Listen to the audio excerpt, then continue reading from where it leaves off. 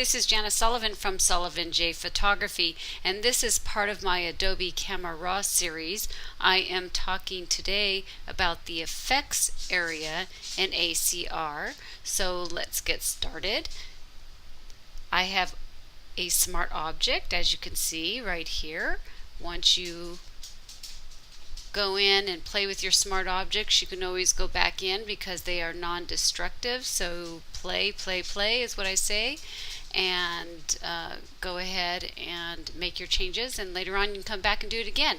The image in front of you is one of my motion blurs on a road trip that we went to in Big Bear, California. So I want to go ahead and enhance this image with some effects.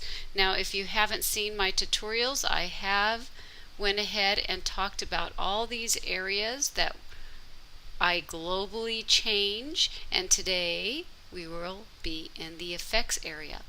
So let's talk about grain. Now, a lot of people, you get into digital and you want everything nice and sharp, and if you think that you're going to have a grain image, then it's going to be underexposed and all these issues. But you know what, as a fine art photographer, I've actually seen some really beautiful images, especially black and whites, and images like this in front of you that are meant to be a little bit more creative. It's not something that you're going to put in a newspaper or anything, it's something you're going to hang up on the wall. So with that, let's talk about grain. And because of video tutorials, I'm going to have to go ahead and increase the view of this. I'm going to go ahead and right click, and let's go to 66% so you can actually see what the grain does, and then I'll show you after what I've done to the image. So grain, it can be beautiful. As you can see here, this is a soft looking area.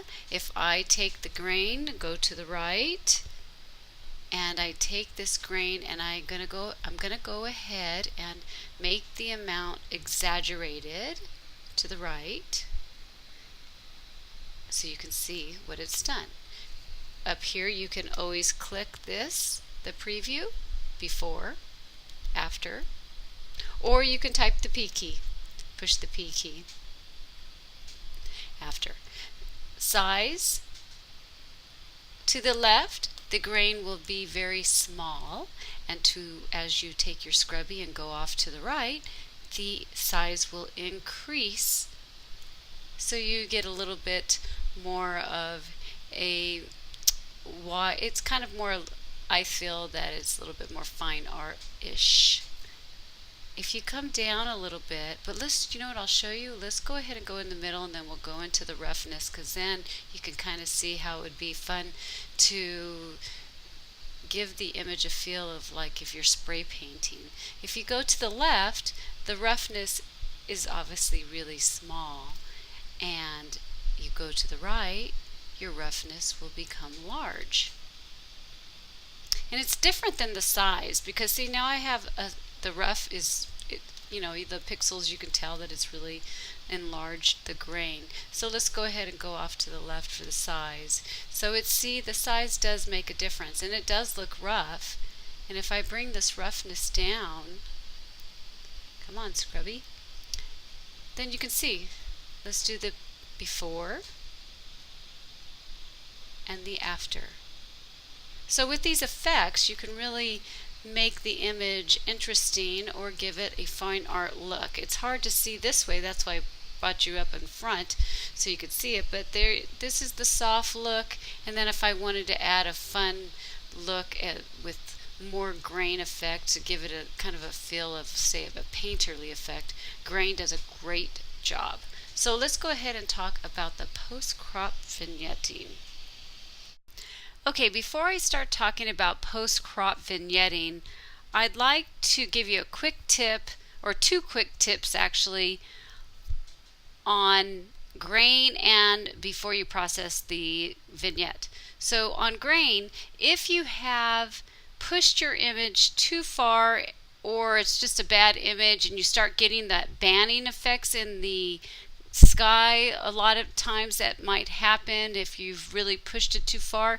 In order to fix that, you can add grain to that, and then when you print, you won't see that banning problem that you've had before. So if you don't know how to mask, because I wouldn't obviously add grain to everything, I would just add it to the sky, then go to my website, which I'll show you at the end of this tutorial, so then you can learn how to mask, because that's a really good tool. You don't want to, if you have this beautiful image and you just pushed it a little too far, and all you have to do is add a little grain, and you'd be surprised on what it could do for your image.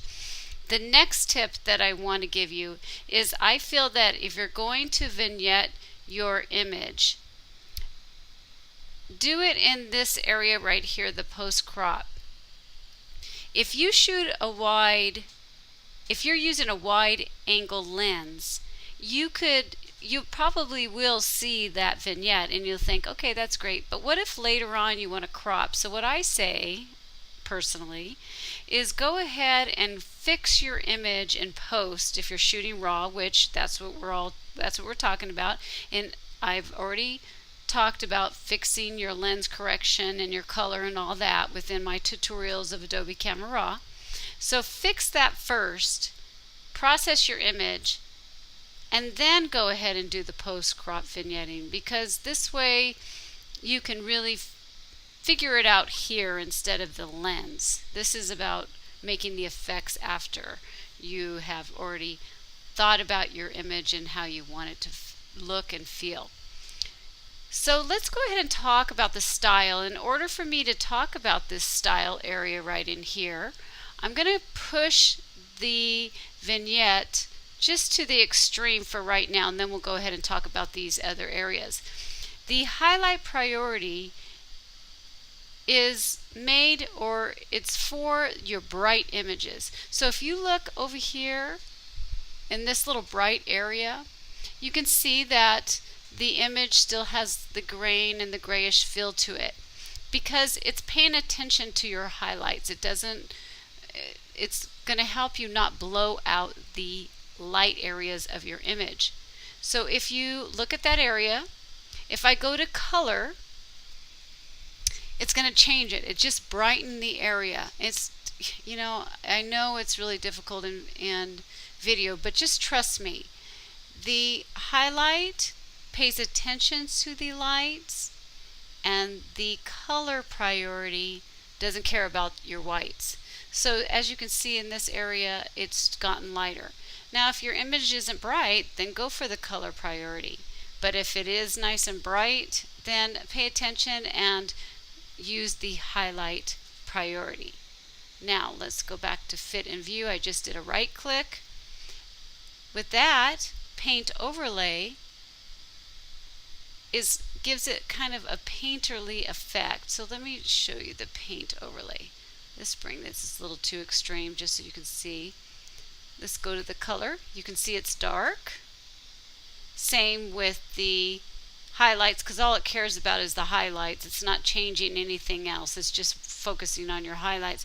But the paint overlay gives the vignette a lighter feel to it. It's more of a painterly effect, so it's not as extreme as the other two. Now let's talk about these goodies in here. And again, amount goes to the dark area. I don't know if I've said that before, but let's go ahead and show you off to the right.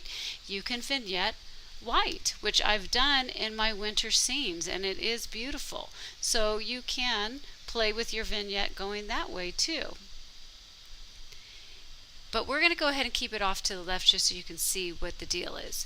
I'm going to go straight to feather just so you can understand what the vignette is. If you go to the left, your vignette is basically, there it is. That is what you're working with. The feather, if you move your scrubby off to the right, it feathers off the vignette. But just for video purposes, let's leave it this crazy way so you can understand what roundness and midpoint is.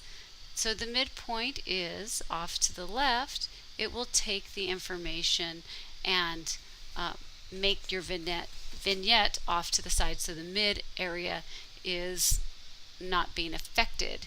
And if you go off to the right, then as you can see, it's taken it off to the sides and barely has any of the vignette in here. Let's go ahead and push this midpoint off so you can see the roundness. If you go to the left, it will turn into basically a square area. And just let me just show you quickly. If you feather this out, it could be a cool little feel to it, you know, like if you've made a border. You can play with it. If you push your roundness off to the right, it will give you a complete circle. So what I like to do, oh wait, before I start talking about what I like to do, let's give you an example of the highlights. Well, that is basically what it says. If you move your scrubby to the right, your highlights will be revealed within the vignette, which is really neat sometimes when you want some of this, because your eye is drawn to the light areas of your image. So say if I wanted this in here, then I would go ahead and leave some of the highlights or move this scrubby to the right so I can reveal those highlights. But what I usually do is I kind of I don't feather at first. So I like to see, what am I interested in? I'm having this feel of zooming into Big Bear, California, and we're going crazy here, and it's a lot of fun. So where do I really want my vignette? So I'll kind of play with this a little bit on my midpoint and my roundness to see what do I want. And I'm feeling this. And then what I'll do is I'll go ahead and feather it out, because I don't want it going into the car. I want to be careful. Now, of course, it's to the extreme. And then I go into my amounts and see what I feel the image would look good, so you can see me going in and out. So here we go. Here is the before image. It's pretty much flat around the sides, and here is the after. It just gives it a little bit of depth so you can really focus into my curvy little crazy motion blur image. So let's go ahead and go now to my website so you can see the different areas to learn about Adobe Camera Raw in this series. So this is my website. If you go to sullivanjphotography.com, you can go to this area, Learn Photography. I have various videos, articles that I've written, some inspiration to get you out there, and I'm right in the middle of working on some reviews, especially when it comes to macro photography. I'm going to talk about some various equipment, so definitely check that out. But what I want to show you is that each page has a newsletter, my ebook and video combos, because I definitely love to write and I love to talk to you all. And then I have a learned photography. So if you're interested in the video side of learning photography, go to the YouTube channel and you can subscribe here. And then I have it set up as Photoshop, Lightroom, and I do love Nix software. So definitely check me out there. Also, feel free to send me an email. I enjoy talking shop. An individual, Michelle, had actually emailed me about Adobe Camera Raw, and that's what got me started. So you guys are the ones that inspired me to keep going. Okay, hope you've learned something new in the effects tool of Adobe Camera Raw. Have a great day.